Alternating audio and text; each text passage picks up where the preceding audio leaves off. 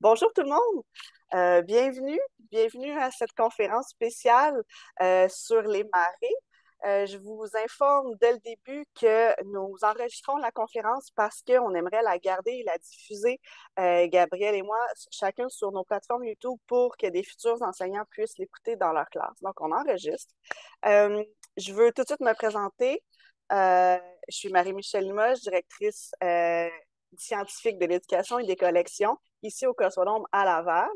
Et je suis en compagnie aujourd'hui de Gabriel. Gabriel, je te laisse te présenter. Oui, bonjour, mon nom c'est Gabriel. Je suis adjoint à l'interprétation au musée Exploramer. C'est ça, ça fait plusieurs années là, que je travaille dans le domaine de l'animation, je suis là pour faire la présentation sur le volet animal un peu plus pour les marées. Merci. Pour vrai, la conférence devrait commencer dans juste une minute. Donc, je vais prendre mon temps pour vous expliquer un peu l'idée derrière la conférence d'aujourd'hui pour laisser peut-être le temps aux gens de se connecter s'il y en avait qui avaient prévu de rentrer dans la conférence à 10h45. Donc, l'idée nous est venue là, à l'équipe d'Exploramer et à l'équipe du Cosmodome de s'associer ensemble pour donner une conférence aujourd'hui parce que c'est la semaine de la culture scientifique. Et donc, ça, c'est un événement qui est pan-canadien. Et le thème cette année, c'est des mers à l'espace. Alors, ça allait de soi là, de passer un petit coup de fil à Exploramer. Puis, Gabriel, je suis vraiment contente que vous ayez accepté là, de participer avec nous. Ça fait spécial. Puis, c'est très agréable de collaborer avec vous. Oui, le sentiment est très partagé. On a apprécié votre invitation. Ben oui, en plus, je suis allée vous voir cet été, Hmm. c'est vraiment un beau musée que vous avez, mais vous êtes loin de nous, vous êtes en Gaspésie, donc c'est pour ça que là, on fait la conférence grâce à la technologie Zoom. Euh, on peut peut-être commencer. Juste avant, Gabriel et moi, on s'est concertés, puis on va prendre toutes les questions que vous avez, là, mais à la fin de la présentation, parce que justement, on a deux thématiques, puis différentes qu'on a alliées ensemble, puis ça se peut qu'une question soit couverte par l'autre conférencier. Donc, à la fin, on va prendre vos questions, ce qui ne vous empêche pas de les taper dans la section là, questions-réponses, dans la section du clavardage. On a en support technique, on a Guillaume Lorrain, notre chargé de projet à l'éducation. Puis on a Marie-Lie Breton, notre stagiaire en animation culturelle, qui prennent vos questions puis qui vont pouvoir là, nous les poser à la fin. Alors, c'est moi qui commence. Je vais vous expliquer un peu c'est quoi les marées puis les effets astronomiques hein, du fait de ma formation en astrophysique. Alors, j'ai quatre définitions des marées pour vous. Je vais juste agrandir un petit peu mon écran. La première définition, c'est celle qui intéresse Gabriel. C'est celle qui parle d'un produit de la mer. Donc, un produit de la mer frais qui est destiné à être mangé comme un poisson, un crustacé, un coquillage. Mais il y a d'autres définitions. La deuxième, on peut parler de marée humaine quand on a un grand nombre de gens qui vont déferler en un seul lieu en même temps. Donc, par exemple, à la fin d'un spectacle, quand tous les gens sortent en même temps, on a une marée humaine. La troisième définition, c'est celle-ci. C'est celle qui se rapporte à la montée et à la descente des eaux. Moi, étant à Laval, je suis sur une île, mais je ne fais pas beaucoup l'expérience des marées parce que, bon, pas autant que Gabriel qui se trouve sur le bord de la mer. Mais donc, on va s'intéresser à cette définition-là ensemble. Donc, une marée océanique, la montée et la descente des eaux au cours d'une journée.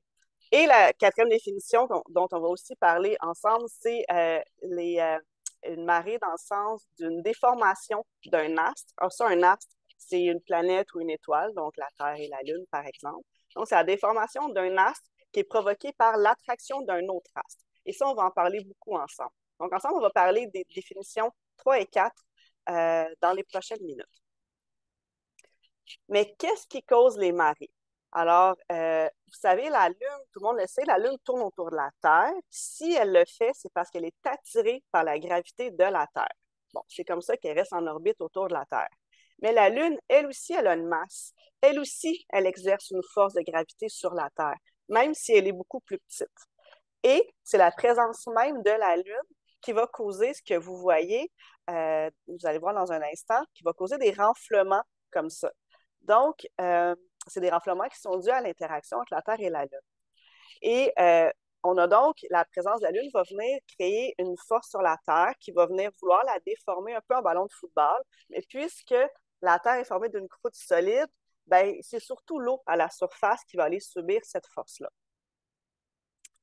Et là, j'ai le même diagramme, mais avec des petites flèches.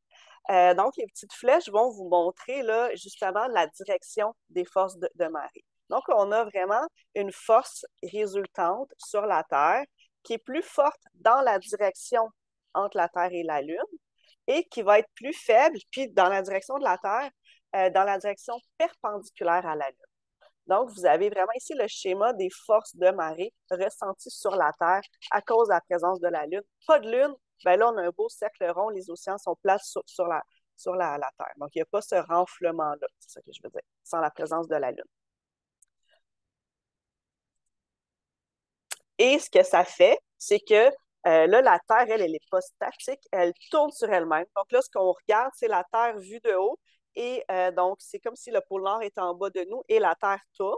Donc là, on a Gabriel en Gaspésie qui, à mesure que la Terre tourne, va rentrer dans les zones de renflement ici, les zones où la force de marée est plus élevée, puis il va faire l'expérience de une marée haute, une marée basse, une marée haute, une marée basse. Donc, chaque jour, il va y avoir 2 marées hautes et 2 marées basses. Donc, ça, c'est les marées vues de l'espace. Là, évidemment, là, cette forme-là élonguée là, en ballon de football, partout, vous allez la voir dans ma présentation, c'est beaucoup exagéré. Hein? On a vraiment exagéré le phénomène pour qu'on comprenne. C'est pas si élevé que ça, mais bref, c'est vraiment là, à cause de la présence de la Lune qu'on peut avoir des marées 2 fois par jour. Puis, vu de la Terre, le même phénomène, ben, c'est ça que ça donne. Ça fait la montée et la descente des eaux. Donc là, vous avez les marées vues dans deux référentiels. Vue de l'espace et puis vue de la Terre. Et voilà. Donc, si la Lune arrive à faire un effet déformateur sur la Terre, imaginez-vous que la Terre, elle est 80 fois plus massive que la Lune. Alors, c'est sûr que la Terre va aller déformer la Lune aussi. Mais la Lune, c'est complètement solide. Il n'y a pas d'océan à la surface. Donc là, c'est sûr que on a tendance à penser que la croûte ne va pas réussir à se déformer. Mais oui, on voit une déformation de la croûte de la Lune. On mesure une élongation de la croûte de la Lune à cause de la présence de la Terre. Donc, les marées lunaires, on est capable de les voir, mais c'est difficile. Comment on fait? C'est avec un satellite qui est en orbite autour de la Lune, avec un laser qui va envoyer sur des miroirs qui sont à la surface de la Lune. Il va être capable de mesurer le temps que ça prend au faisceau laser pour partir et revenir. Donc, il va prendre plusieurs mesures et en comparant ces mesures-là, on est capable de comparer les distances qu'on mesure. Et on voit une différence de 15 à 20 cm dans la distance entre le satellite et la croûte lunaire. Donc, il y a vraiment présence d'un renflement aussi sur la Lune à cause de la présence de la Terre. Donc, l'effet sur Terre est observé aussi sur la Lune, mais il est vraiment plus difficile à voir. Une autre preuve de ça qui est plus tangible là, pour vous, c'est la présence de ce qu'on appelle des escarpements lobés. Là, j'ai une petite vidéo qui est prise par une sonde autour de la Lune, donc la même sonde, et qui prend des images là, haute résolution de la Lune. C'est vraiment génial parce que c'est quasiment comme si on y était. Et ce que vous voyez ici, la petite faille blanche, c'est vraiment une falaise qui s'appelle un escarpement lobé, qui se forme de 2 manières. Puis la première manière, c'est vraiment parce que la présence de la Terre va venir déformer la Lune, va venir causer un stress sur la croûte lunaire, puis va venir creuser ces falaises-là, si on veut. Va venir former ces falaises-là.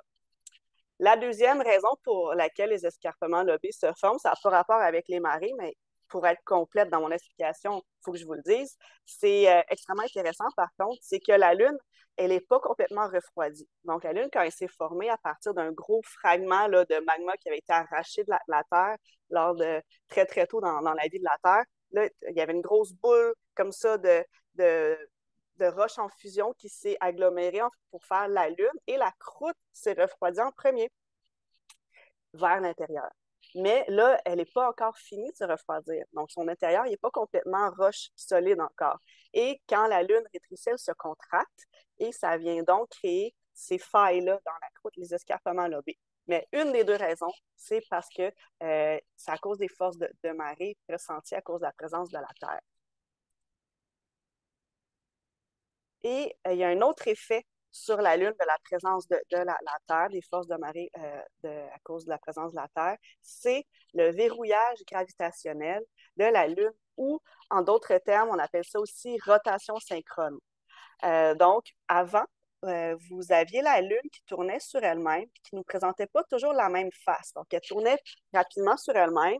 Donc, il n'y avait pas d'humain encore, mais avant, il y a très, très longtemps, on aurait pu voir d'autres côtés de la Lune. Puis maintenant, on voit juste une face de la Lune. C'est parce que la Lune a ralenti sa rotation. Donc, ça, c'est l'image du bas.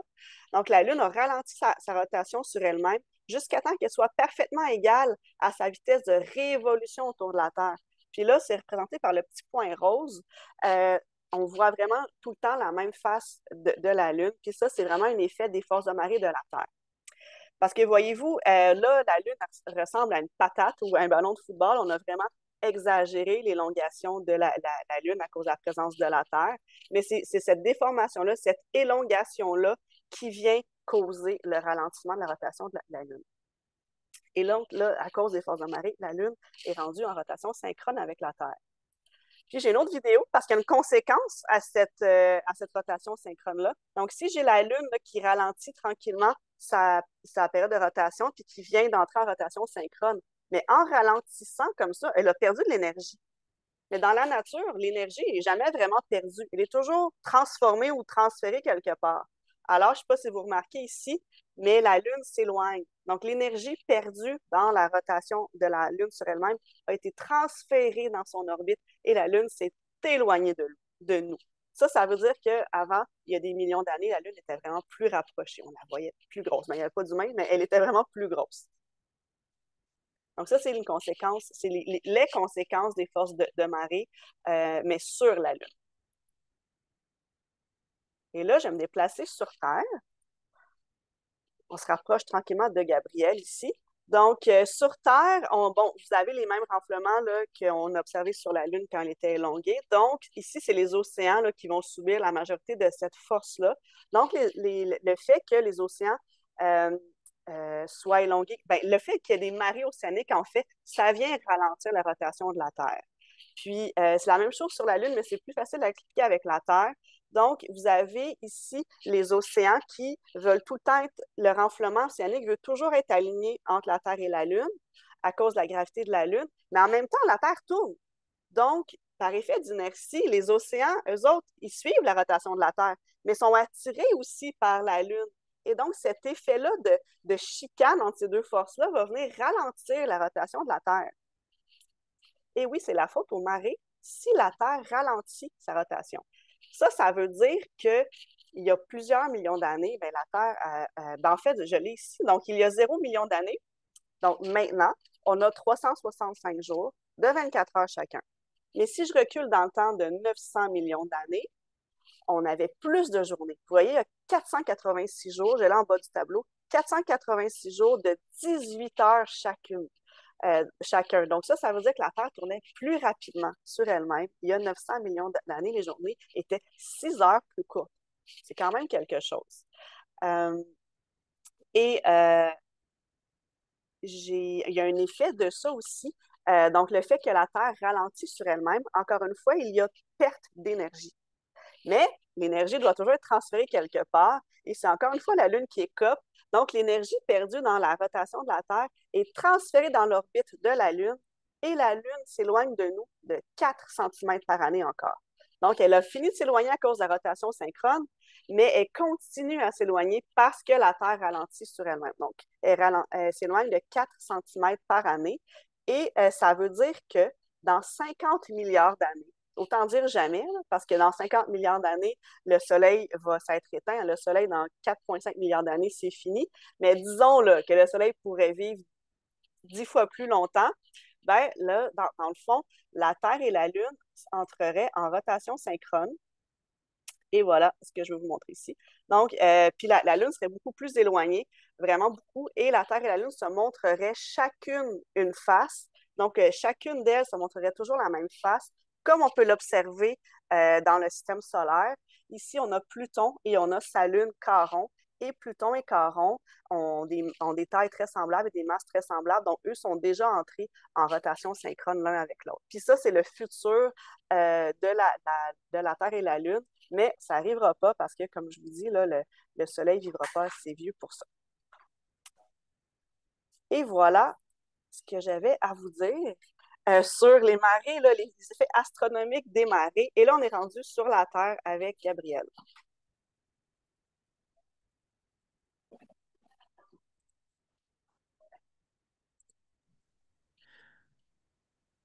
Je vais arrêter. Oui, merci Marie-Michel, super intéressant. Fait que oui, ben c'est ça, nous, avec moi, on va regarder un petit peu les différents impacts qu'on voit sur la vie, en fait, donc marine, principalement, évidemment. Mais donc, végétation, animale, c'est ce qu'on va voir. Donc, on va commencer avec les marées hautes, donc la dynamique que les marées hautes apportent. On a des inondations côtières qui surviennent. Donc, ces inondations côtières-là, sur l'image que je vous montre ici, au premier plan, on a des plantes qui se retrouvent là. Ces plantes-là, la plante qu'on voit, c'est les limes de sable. Les limes de sable, elle a une adaptation pour pouvoir vivre là. Donc, c'est pas toutes les plantes qui sont capables, parce que la dynamique qui se produit, c'est que vous allez avoir l'eau de mer qui vient inonder les racines de ces plantes-là. Comme l'eau de mer est très salée, en fait, par osmose, les deux organismes cherchent à atteindre un équilibre. Et donc, pour atteindre l'équilibre, ben, c'est qu'il y en a un qui donne de l'eau pour diluer la saleté de l'autre. Et donc, comme l'eau de mer est plus salée, ben, c'est les plantes qui donnent l'eau à l'eau de mer, ce qui fonctionne pas très bien pour les plantes parce qu'ils se déshydratent finalement. Donc, la même chose se produit chez vous quand vous allez vous baigner dans une rivière ou dans une piscine, dans un lac, là, de l'eau douce. Ben là, l'eau entre dans vous. Donc, vous allez avoir envie d'uriner une fois que vous allez avoir terminé votre baignade. Si vous allez vous baigner dans de la mer plutôt que dans de l'eau douce, ben là, c'est l'inverse qui arrive. Vous vous déshydratez, vous donnez votre eau à l'environnement et vous allez sortir de votre baignade, vous allez avoir soif. Donc, la même chose se produit pour les plantes et donc, elles se déshydratent. Par contre, les limes de sable, son adaptation, ben, c'est simple, c'est qu'elle est plus salée que l'eau qui vient la baigner. Et donc, elle, plutôt que de donner son eau, c'est elle qui reçoit l'eau. Donc, ça prend une adaptation spéciale pour être là. Et donc, les marées, le fait qu'ils soient là, ben, ça fait en sorte qu'il y a une espèce qui peut vivre à cet endroit-là que d'autres espèces ne peuvent pas. Donc, elle vient de se trouver une petite niche écologique à cet endroit-là. Parfait. Après, une autre dynamique qu'on va retrouver avec les marées hautes, c'est le transport de débris. Donc, évidemment, il y a des organismes qui meurent dans l'eau qui se retrouvent donc à être transportés. Là, ici, on voit beaucoup, en fait, d'algues là, sur l'image que j'ai ici.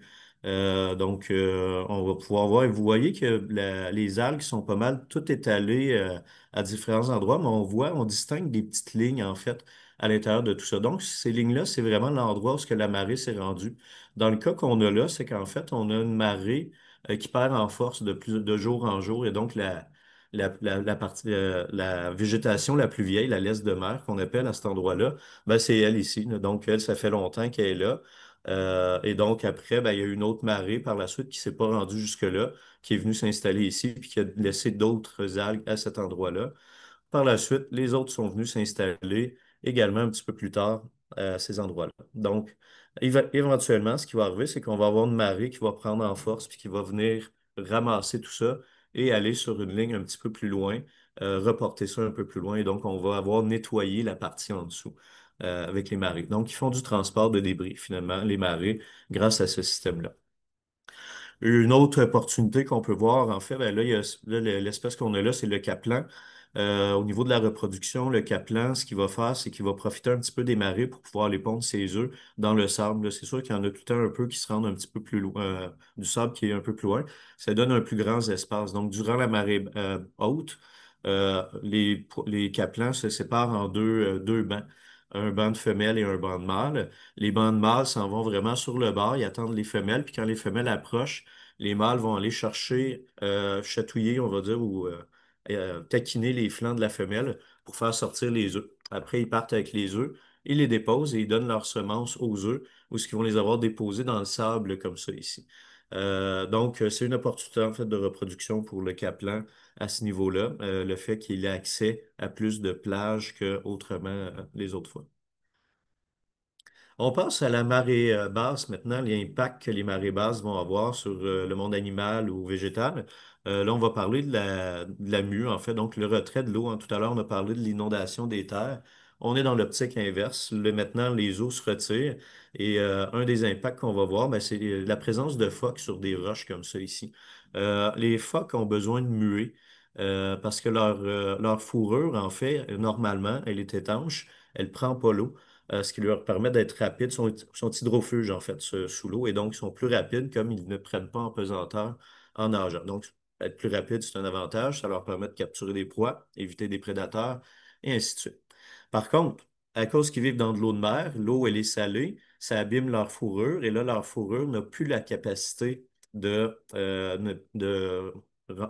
l'eau, de retirer l'eau, d'être hydrofuge finalement. Et donc, elle absorbe l'eau, ce qui fait en sorte que le phoque ralentit sa capacité maintenant à capturer des proies ben, elle diminue et sa capacité à éviter des prédateurs diminue également. Donc, pour pallier à tout ça, le phoque, une fois par année, il va aller muer. Il va aller s'installer sur les roches comme ça et il se laisse chauffer au soleil et sa fourrure, l'assèchement de sa fourrure va faire en sorte que la fourrure s'en va et elle va être remplacée par une nouvelle, plus neuve, qui, elle, va être hydrofuge à niveau. Donc, c'est un gros effort compétitif entre les phoques à ce moment-là, parce que eux, c'est une question de survie, hein. S'ils font pas ça, ils vont être beaucoup plus désavantageux dans la survie, et donc ils vont se disputer ces roches-là.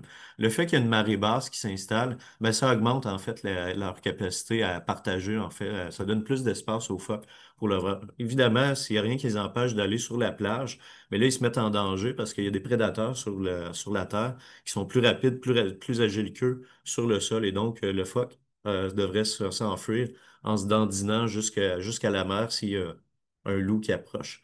Donc, c'est pas idéal, c'est pas très rapide, le loup va le rattraper. C'est mieux pour lui d'être sur des roches comme ça ici. Comme je disais, ça offre plus de possibilités en fait pour les phoques. Il y en a donc plus qui sont capables de muer en même temps. Tout à l'heure, on a parlé du transport des débris. Maintenant, la marée basse, ben, c'est elle qui va faire le dépôt des débris, évidemment. Là, ici, on voit un peu les débris qu'on a, là. On voyait tout à l'heure, à distance, là, c'était beaucoup des algues qu'on voyait. Encore, il y a encore des algues. Mais il y a aussi des organismes, des animaux ou des parties mortes d'animaux. On voit un petit coquillage de moule ici, carapace, les pattes, en fait, puis les pinces d'un crabe qui est là. Donc, tout ça, ça a été transporté à cet endroit-là. Bon, la moule est vide, puis les pattes du crabe semblent vides aussi là, sur l'image, mais éventuellement, il peut en avoir là, qui a encore de la viande à l'intérieur, ce qui vient offrir en fait de la nourriture pour des organismes très importants en fait dans la biodiversité, c'est les détritivores, donc ceux qui sont à la base de la chaîne alimentaire et au sommet en même temps, c'est eux qui mangent les organismes morts. Donc, le fait que ces organismes-là aient de quoi manger comme ça, ben, ça vient faire en sorte que la base étant solide, en haut, tout réussit à manger. Si ça disparaît, ben là, après, vous vous retrouvez à avoir une perte de biodiversité assez incroyable là, à ce niveau-là. Donc, très, très utile pour la vie, le dépôt des débris comme ça sur la plage. On va voir un peu les prochaines diapos. C'est un peu des défis, en fait, auxquels les organismes qui vivent sur le bord de l'eau où est-ce que la marée se retire et revient, là, ils font face à des défis, ces organismes-là. Il faut qu'ils s'adaptent à tout ça. Le premier défi que je vais vous parler, c'est l'assèchement. Donc, comme l'eau se retire, ben là, on se retrouve à avoir des organismes qui ont plus accès à l'eau, ou du moins accès à l'eau. Donc ici, je vous présente en fait le bigorneau comestible, le petit, le gros qui est ici. Je dis gros, il est gros comme un pouce là, à peu près. Le bigorneau comestible, lui, il a une capacité à résister à l'assèchement de 2 heures environ. Contrairement à son cousin, juste ici à côté, qu'on voit moins bien, très petit, là, un petit peu, lui, c'est 6 heures qu'il a pour résister à l'assèchement. Donc, ces deux capacités-là font en sorte qu'ils n'occupent pas le même espace dans le retrait de l'eau. Si vous êtes vraiment très sur le bord de l'eau quand la marée est haute, ben là, c'est un 6 heures de temps avant que l'eau revienne. Si vous êtes un petit peu plus loin, ben là, quand l'eau se retire, vous avez seulement 2 heures à attendre. Et donc, le bigorneau comestible est capable de vivre dans la zone où ce que c'est 2 heures avant que la marée revienne, mais pas dans la zone de 6 heures. Tandis que le bigorneau brun, le petit, lui, il est capable de vivre aux deux endroits. C'est juste qu'il rentre en compétition avec le bigorneau comestible. Il est donc pas capable d'habiter là à cause que l'autre est plus efficace que lui.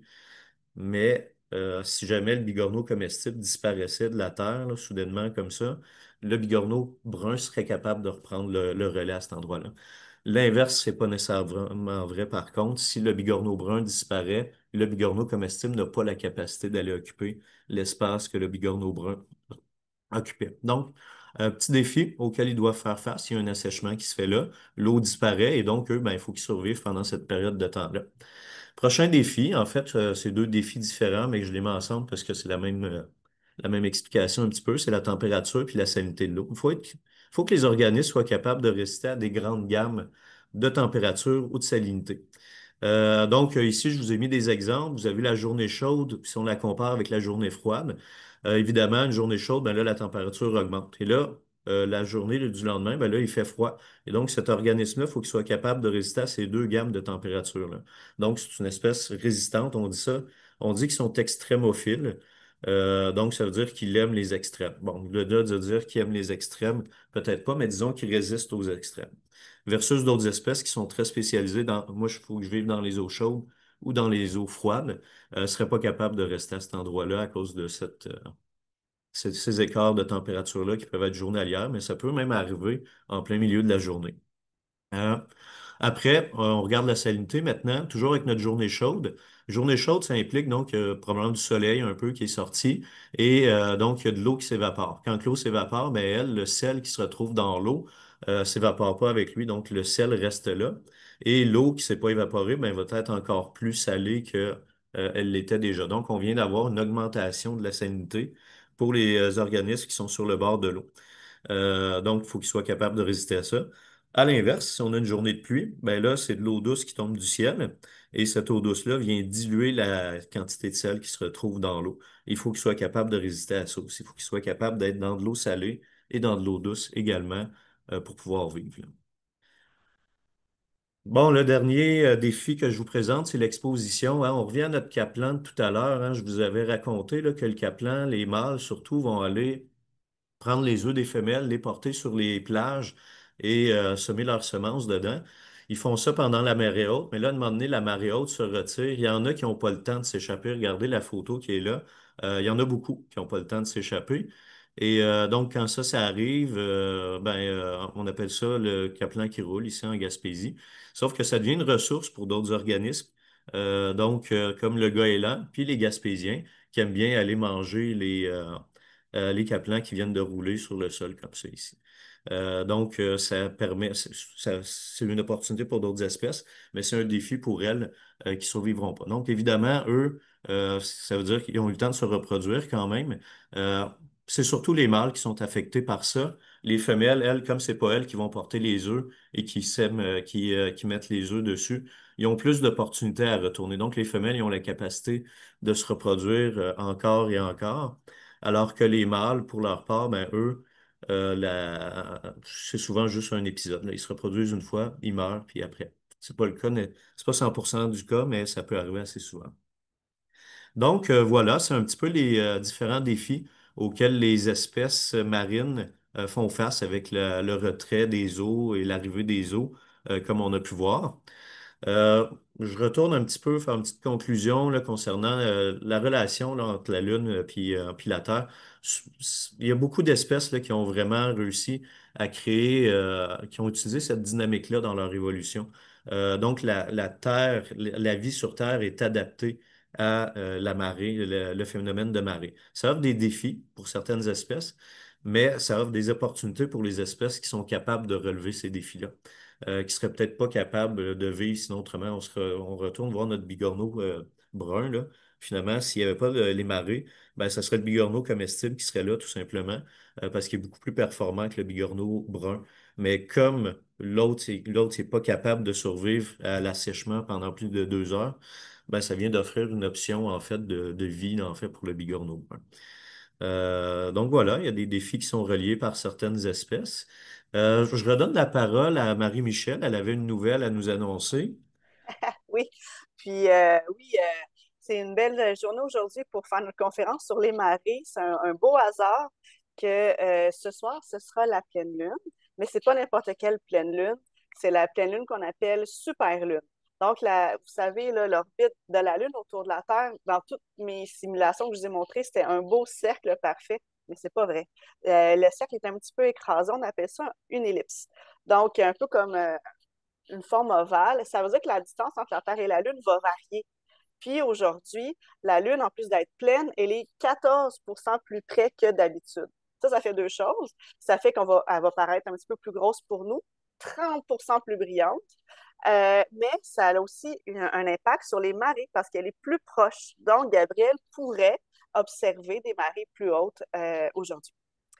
Et la deuxième chose, c'est en m'en au travail ce matin, j'ai entendu la bonne nouvelle à Radio-Canada, donc à l'émission du matin, tout un matin. Chaque jour, il y a un journaliste qui fait sa bonne nouvelle et puis sa nouvelle réjouissante pour nous mettre de bonne humeur. Puis aujourd'hui, par hasard, c'était une chicane entre deux endroits au Canada qui détiennent chacun un record pour les plus hautes marées. Donc, c'est au Canada qu'on observe la plus haute marée en absolu, puis qu'on observe aussi en moyenne les plus hautes marées. Et cette chicane-là a lieu entre la baie de Fundy et la baie d'Ungava. Et là, il nous parlait là, de cette chicane-là pour les plus hautes marées. Et je trouvais ça vraiment à propos là, de vous en parler si jamais vous voulez compléter sur la thématique. Puis aller écouter ça. C'était tout un matin du 6 octobre, la bonne nouvelle de la journée, autour de un petit peu plus tard que 8h30. Puis ben, je trouvais que ça faisait un beau lien avec notre thématique d'aujourd'hui. Et là, on aurait fini, mais j'ai déjà une question. Alors, pendant peut-être que vous nous écrivez vos questions, je pourrais répondre. On me demande de remontrer mon dernier tableau parce qu'il serait disparu avant le temps. Donc, moi, je vais faire ça. Donc, je vais me préparer à vous partager ça. Mais en échange, je vous demanderai à vous, participants, qui sont connectés à partir d'une école ou d'une classe, de nous l'écrire, s'il vous plaît. Donc, il y a des gens qu'on connaît, là, qu'on sait qu'ils ne sont pas dans une classe, mais j'aimerais ça savoir si vous êtes, je ne sais pas, professeur de quatrième année à telle école. S'il vous plaît, me l'écrire. Ça va nous aider à savoir un peu là, qui on a touché avec notre conférence. Et donc, j'essaie de vous partager mon dernier tableau. Ça, c'est le tableau que je vous montrais. Donc, en haut, on voit la période actuelle, donc il y a 0 million d'années, les journées de 24 heures. Tout en bas, on voit dans l'époque du cryogénien, il y a 900 millions d'années, les journées de 18 heures. Donc, il y avait 486 journées de 18 heures. Et puis, je vous remontre la petite animation de Pluton et de sa lune Charon qui se montrent chacune la même face. Je ne sais pas si ça fonctionne de votre côté. Ah, là, là, ça fonctionne. Donc, puis là, on voit les autres lunes de Pluton qui ne sont pas en rotation synchrone. Donc, ça vous fait comprendre un peu le phénomène de la rotation synchrone. Donc, voilà pour ça. Est-ce qu'on a d'autres questions?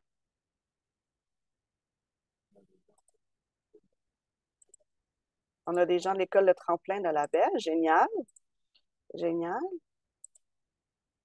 Je vais arrêter mon partage. Est-ce qu'on a d'autres questions, Guillaume? Non? Ça veut dire que c'est extrêmement clair. On va le prendre comme un compliment. Et j'essaie d'arrêter de partager pour pouvoir qu'on voit. Ah, merci. Alors, ben, si on n'a pas d'autres questions, je vais remercier mon collègue Gabriel d'avoir participé à cette belle petite folie-là de parler des marées avec nous. Merci beaucoup. Au revoir. Oui, bonne journée, Marie-Michel. Au revoir. Au revoir.